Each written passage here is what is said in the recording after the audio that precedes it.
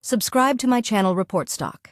Have you ever looked at a company's quarterly report, the financials, and felt like you're getting mixed signals? Like one number looks great, but another one, maybe not so much. It can be tough to quickly figure out what's really going on, right? To cut through the noise. Well, that's exactly what we're going to do today. This is our deep dive into Plains All-American, or PAA, focusing on their Q2 2025 earnings report and some key metrics. We've got the official company release, plus some analyst takes. And our mission here is really to distill what matters most for you. We want to highlight the maybe surprising bits, connect the dots, so you walk away feeling like you've really got a handle on PAA's performance. Exactly. And to do that, we really need to go beyond just the headlines. Things like overall revenue, earnings per share, they're important, sure, but they rarely tell the whole story. We need to dig into the specifics, the operational details. That's where you really see the dynamics at play. Okay, so let's start unpacking PAA's Q2 then. What's the top line look like? The reported revenue of $10.64 billion, which sounds like a lot. But the key context here is that it's actually down pretty significantly year over year, about 17.7% lower. And maybe more importantly, it missed what analysts were expecting by quite a bit, almost 12% below the consensus estimate of $12.05 billion. So right away, that's a flag, isn't it? A noticeable dip in sales. It is, but here's where it gets interesting and maybe a bit confusing at first glance. While that revenue figure disappointed, their earnings per share, the EPS, well, that painted a much better picture. PAA reported $0.36 per share. That's actually up from $0.31 in the same quarter last year. And what's really telling is that analysts were only forecasting about $0.30 per share on average. So PAA didn't just meet expectations on earnings, they beat them by solid 20%. Okay, see, that's exactly the kind of conflicting signal we were talking about at the start. Revenue way down, misses estimates. But earnings are up and beat estimates significantly. It really shows why you can't just look at one number, doesn't it? Yeah. So how do we reconcile this? What else do we need to look at to understand what's driving this difference? Right, that's the key question. How does revenue fall so much, yet profit per share actually goes up and beats? And this is why we dive into those operational metrics, the details below the surface. These are the numbers analysts pore over because they give you clues about the underlying business health, the things that actually drive revenue and earnings. Makes sense. So where should we look first? What's a key operational metric for PAA? Well, let's start with their main business, crude oil. A key metric there is crude oil pipeline tariff volumes. Basically, how much oil moved through their pipes. They reported about 9.66 million barrels per day for the quarter. Now, that was a little bit lower than expected. Analysts were looking for closer to 10.38 million barrels, so roughly 700,000 barrels less per day than forecast. Okay, so crude oil volumes, a bit softer than expected. Not a huge miss, but low. Does that explain the big revenue miss, though? Or the earnings beat? Where's the real action happening? That softness in crude volumes contributes, sure, but it doesn't fully explain the big picture, especially that revenue drop. Okay. To really understand that, we need to look at their other major segment, natural gas liquids, or NGLs, because what happened there is, frankly, pretty dramatic. The reported revenue for the NGL segment was just $26 million. $26 million. Now, compare that to last year. It's down an incredible 91.1%. And it was way, way below what analysts expected. They were forecasting around $139 million.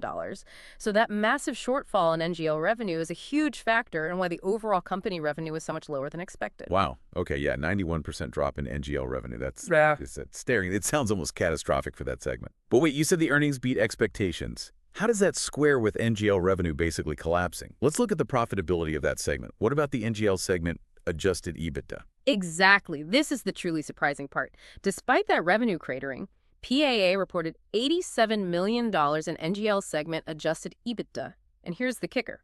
That $87 million actually beat the analyst estimate. They were expecting only about $68.8 million. Hold on. Revenue down 91%, way below estimates.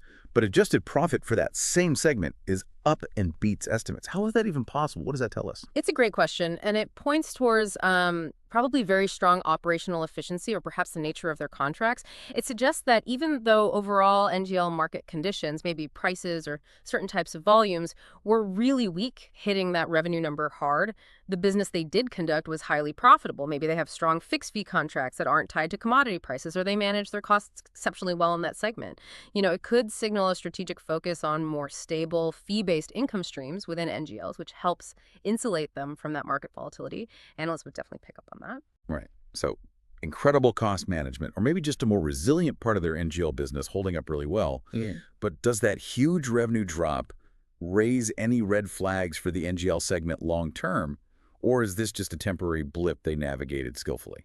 It's likely a bit of both. NGL markets can certainly be volatile, but their ability to maintain and even beat profitability estimates in the face of such a revenue collapse suggests a certain robustness in their operating model for that segment.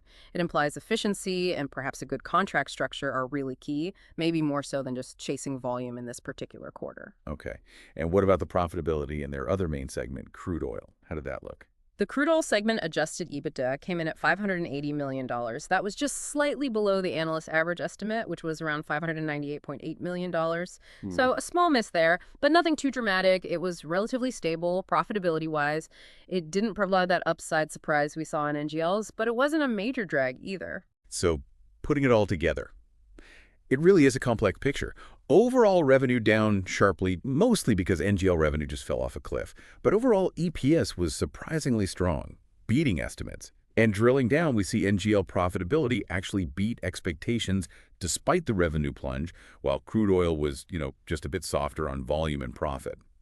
With all these sort of conflicting signals inside the report, what has this meant for the stock price? Well, given this mixed performance, it's perhaps not too surprising that PAA stock hasn't done particularly well recently. Over the past month, the shares were down about 4.7%. And just for context, the broader market, like the S&P 500, was actually up nearly 2% during that same time, so it's underperformed. And this performance, combined with the results, has led to the stock currently having a Zacks rank of #4. That's basically a sell rating, suggesting analysts think it might continue to underperform the market in the near future.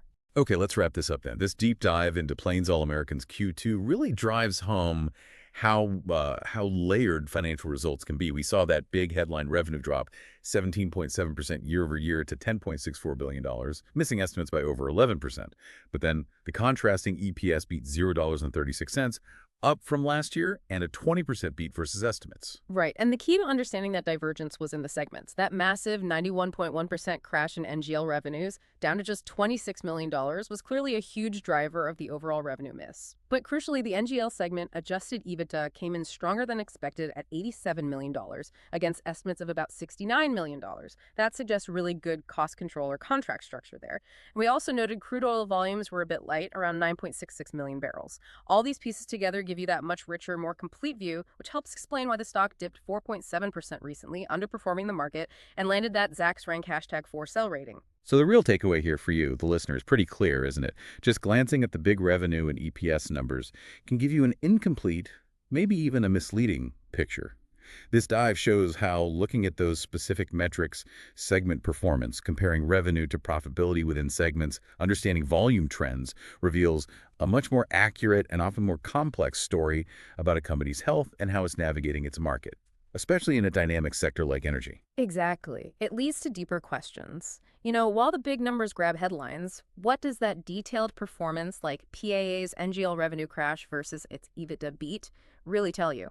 What does it say about the company's resilience, its strategy in a changing market? How might digging into those seemingly contradictory figures make you ask more about, say, operational efficiency, cost management, or maybe even shifts in their business model, rather than just focusing purely on whether overall sales went up or down? Definitely something to keep in mind next time you're looking at a financial report. Subscribe to my channel Report Stock.